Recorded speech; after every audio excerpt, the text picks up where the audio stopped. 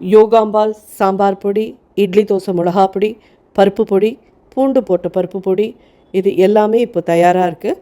உங்களுக்கு எல்லாருக்கும் இதோடைய கான்டாக்ட் டீட்டெயில்ஸ் டிஸ்கிரிப்ஷன் பாக்ஸ்லேயும் கீழேயும் கொடுத்துருக்கோம்.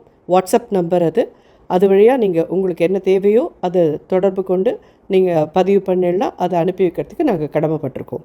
வணக்கம், நான் உங்கள் அபிமான யோகாம்பால் சுந்தர்.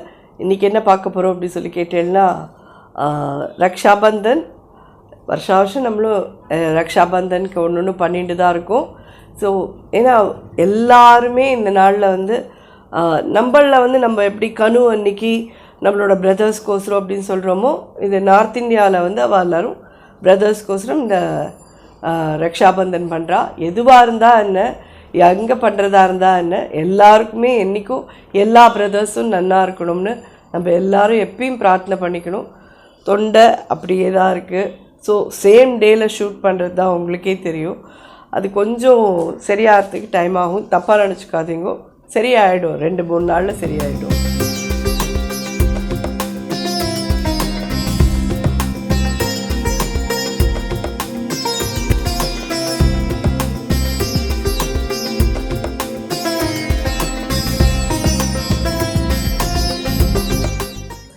ஸோ இது வந்து ஃபுல் ஃபேட் மில்க்கு 1 லிட்டர் வச்சுருக்கேன்.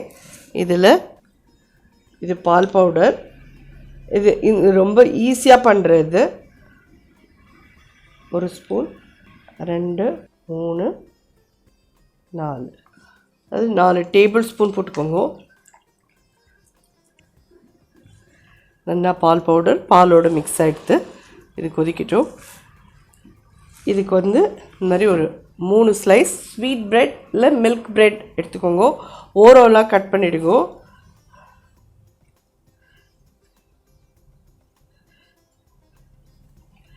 மிக்சியில் போட்டு பொடி பண்ணிடலாம்.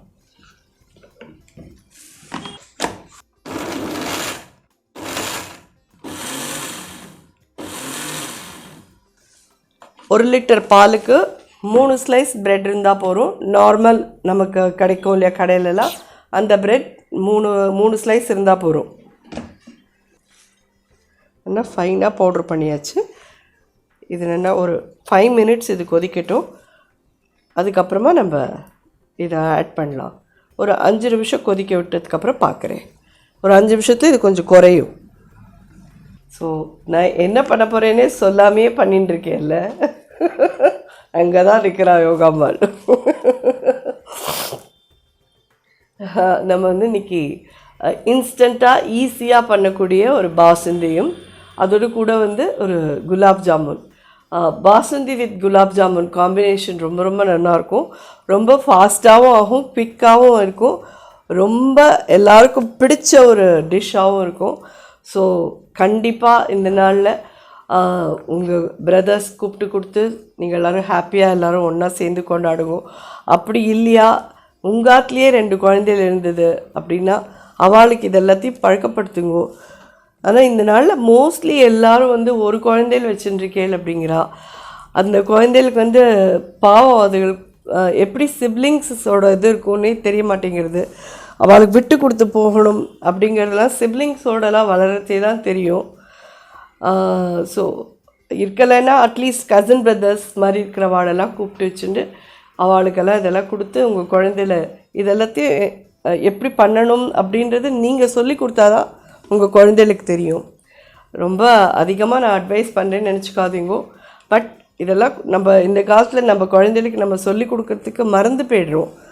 அதனால் அதுக்கப்புறம் ரொம்ப அடமெண்ட்டாக இருக்குது, ரொம்ப இதுவாக இருக்குது. நம்மளே குழந்தைகளை பற்றி அப்புறம் குத்த சொல்கிறதுல அர்த்தமே இல்லை.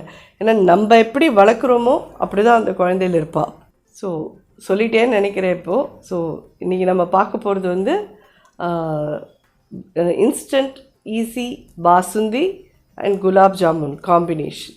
ஓகேவா? சரி, பார்த்தீங்கன்னா இது ஒரு 5 மினிட்ஸாக அது கொதிச்சுட்டுருக்கு. பாசுந்திக்கும் ரபடிக்கும் இருக்கிற வித்தியாசத்தை நான் நிறைய தடவை சொல்லியிருக்கேன். பாசுந்திக்கு வந்து இங்கே இந்த ஏடு வரது பற்றியெல்லாம் இதெல்லாத்தையும் இதுலேயே மிக்ஸ் பண்ணி விட்ருங்கோ. ரபடிக்கு வந்து இந்த ஏடை சைடில் எடுத்து வச்சுட்டு நல்லா குறுகின அப்புறமா பெருசாக அந்த ஏடை வந்து பாலில் தள்ளுறது தான் ரபடி. இது வந்து மொத்தமாக பாசுந்தி வந்து அப்படியே ஃபுல்லாக எல்லா ஏடையும் ஒன்றா கலந்து விட்ருவோம்.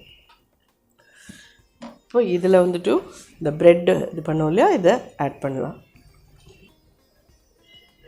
ப்ரெட் ஆட் பண்ணுறதுனால ஏதாவது டிஃப்ரெண்ட்டாக இது தெரியுமா மாமி, டேஸ்ட் தெரியுமானா ஒன்றுமே தெரியாது, ரொம்ப நல்லாயிருக்கும். கண்டிப்பாக நீங்கள் ட்ரை பண்ணுங்க. இதை பொடியாக கட் பண்ண பாதாம்,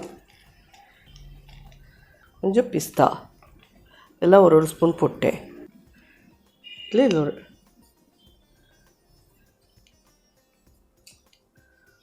4 டேபிள் ஸ்பூன் கிட்ட சர்க்கரை போட்டேன். எல்லாமே சேர்ந்து கொதிக்கட்டும். அப்புறம் நம்ம வந்து கேரமலைஸ் பண்ணி இதில் விடணும். இன்னும் கொஞ்சம் ஒரு 5 to 10 minutes இது கொதிச்சதுன்னா கெட்டி ஆகிடும். அதுக்கப்புறம் கேரமலைஸ் பண்ணி எடுத்தோன்னா ரெடி ஆகிடும். அட்லி இது பார்த்தேன்னா இந்த பாசுந்தி பண்ணுறதுக்கு உங்களுக்கு மோஸ்ட்லி 15 to 20 minutesல நீங்கள் ரெடி. ப்ரெட்டெல்லாம் ரெடியாக இருக்குது, பாலையும் முன்னாடி காய்ச்சி வச்சுட்டேன்னா இது 20லேருந்து 25 நிமிஷத்துக்குள்ளே பண்ணி இறக்கிடலாம். நல்லா ஃப்ரிட்ஜில் வச்சு கூல் பண்ணிவிட்டு அதுக்கப்புறம் நீங்கள் வந்து குலாப் ஜாமுன் மேலே வர மாதிரி சாப்பிட்டேன்னா அப்படியே எங்கேயோ போகும் டேஸ்ட். ரொம்ப ரொம்ப நல்லாயிருக்கும். இது நல்லா கொஞ்சம் இன்னொரு 5 minutes கொதிக்கட்டும், பார்க்கலாம். கெட்டியாக எடுத்து இன்னும் ஒரு 2 minutes இருக்கட்டும். அதுக்குள்ளே நம்ம இந்த குலாப் ஜாமுன் மாவை பிசைஞ்சு வச்சிடலான் தான்.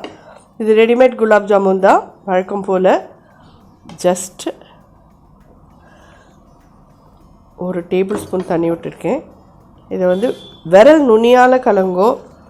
நீங்கள் வந்து நல்லா சப்பாத்தி மாவுக்கெல்லாம் அழுத்தம் கொடுக்குற மாதிரி இது பிசைஞ்சேல்னா இது வந்து நடுப்புற உருண்டையாக ஆகிடும்.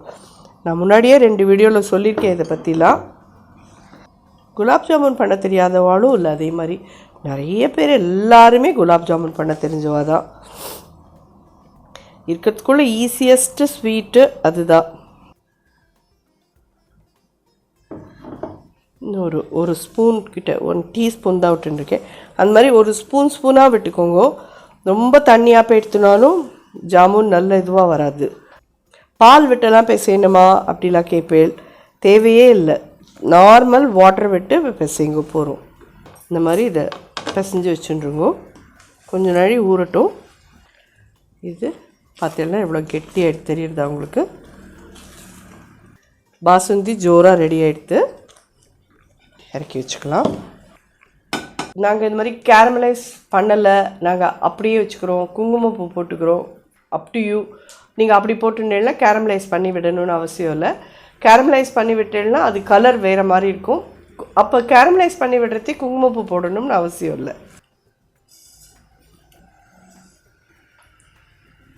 ஒரு 3 டேபிள் ஸ்பூன் சுகர் போட்டிருக்கேன். அடுப்பை சிம்மில் வச்சுன்னு பண்ணுங்க. கேரமலைஸ் பண்ணுறது மட்டும் ரொம்ப பெருசாக அடுப்பு வச்சுட்டேன்னா டக்குன்னு கருகி போன மாதிரி ஆகிடும். அப்புறம் வந்து வாசனை அது அதை விட பேடாக இருக்கும்.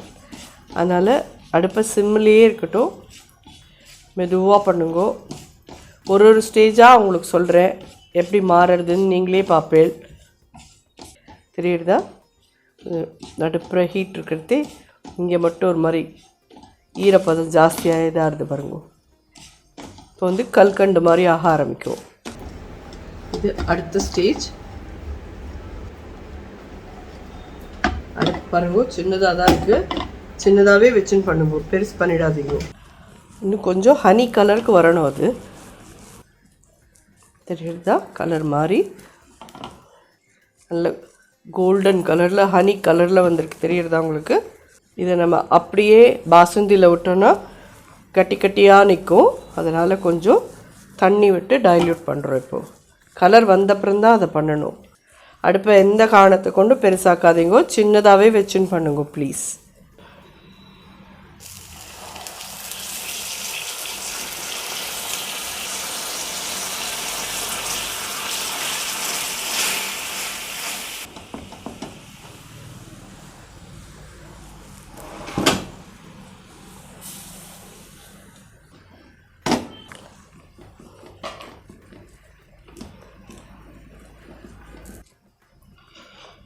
ஒரு 1/4 ஸ்பூன் ஏலக்காய் பொடி. ஜஸ்ட் ரொம்ப நாளிலாம் இல்லை, ஒரு 2-3 கொதி வரட்டும். ஆல்ரெடி நல்ல கெட்டி ஆகிடுது, உங்களுக்கே பார்த்தாலே தெரியும். ஸோ ஜோரான பாசுந்தி ரெடி ஆகிடுது. இப்போ நம்ம நெக்ஸ்ட்டு குலாப் ஜாமுன் பண்ணிடலாம். குலாப் ஜாமுன் பண்ணி எடுத்து வச்சுட்டு இதுவும் ஆறின அப்புறமா மேலே போட்டு சர்வ் பண்ணோன்னா ரொம்ப ஜோரான ஒரு பாசுந்தி குலாப் ஜாமுன் ரெடி. அடுப்பை அணைச்சிடுறேன். இது ஆறட்டும், கம்ப்ளீட்டாக குலாப் ஜாமுன் பண்ணலாம். ஸோ குலாப் ஜாமுனுக்கு முதல்ல ஜீரா பண்ணிக்கலாம். ஜஸ்ட் 1/2 கப் தண்ணி விட்டுருக்கேன். இது 1 கப் சுகர் போடுறேன்.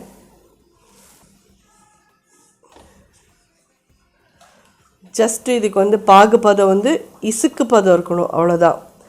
ரொம்ப கம்பி பதம்லாம் வரணும்னு அவசியம் இல்லை. இது நல்லா கரைஞ்சி இசுக்கு பதம் வரட்டும்.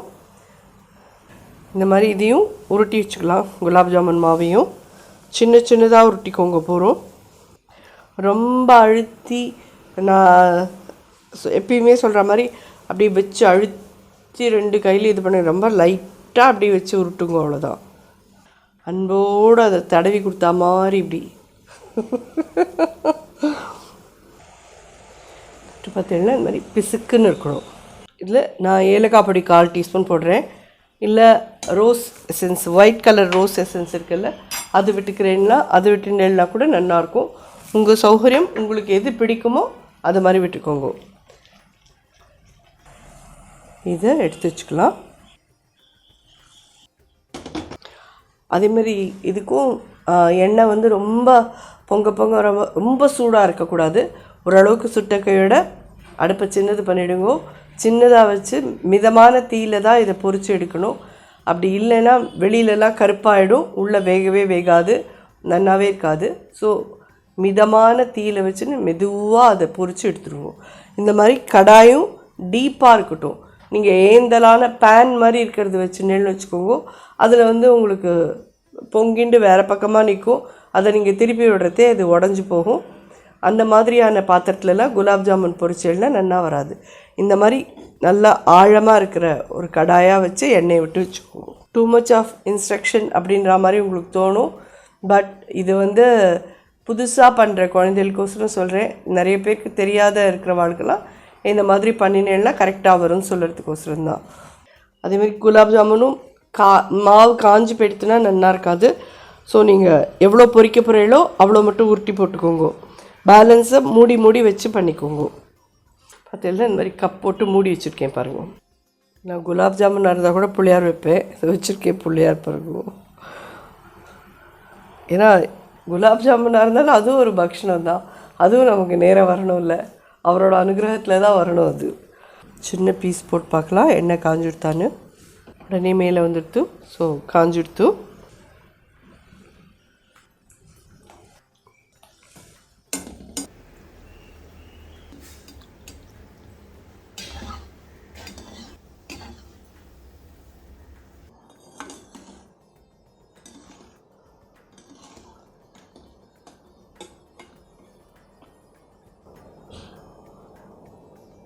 இன்னும் கோல்டன் கலரில் இதை பொரிச்சிட்டு ஜீராவில் போட்டுடலாம். இதில் ஒரு ஃபியூ மினிட்ஸ் இருக்கட்டும், அப்புறம் எடுத்துடணும். இதிலேருந்து எடுத்துகிட்டு வேறு ஒரு இதில் எடுத்து வச்சுடணும். இதிலையே ஊற விடாதீங்க. பாக்கியில் அப்புறம் பண்ணிக்கிறேன், உங்களுக்கு பண்ணி காமிச்சிடுறேன். இந்த மாதிரி ஒரு ஃபியூ மினிட்ஸ் இது வந்து ஜீராவில் ஊறினா போகிறோம். இதை எடுத்துடலாம் நம்ம.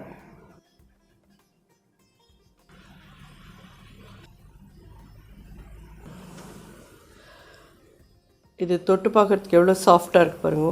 அமுத்தினோன்னா அதுக்குள்ளே அமுந்துடுது பாருங்க, தெரியுறதா? இந்த மாதிரி வச்சுட்டு இது மேலே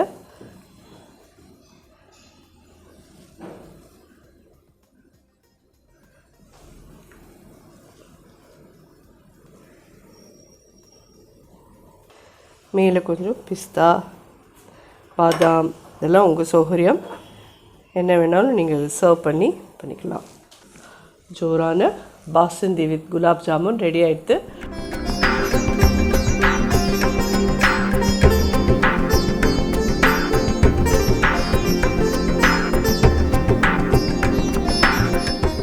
இது வந்து ரக்ஷா பந்தனுக்கோசரம், அப்புறம் உலகத்தில் இருக்கிற எல்லா பிரதர்ஸ்க்கோசரமும் என்னோடய பிரார்த்தனைகள் எப்பயும் உண்டு. எல்லோரும் ஆயுள் ஆரோக்கிய சௌக்கியத்தோடு இருக்கணும்னு காமாட்சிகிட்ட நான் பிரார்த்தனை பண்ணிக்கிறேன். ஹாப்பி ரக்ஷா பந்தன் எல்லாருக்கும். நன்றி, வணக்கம்.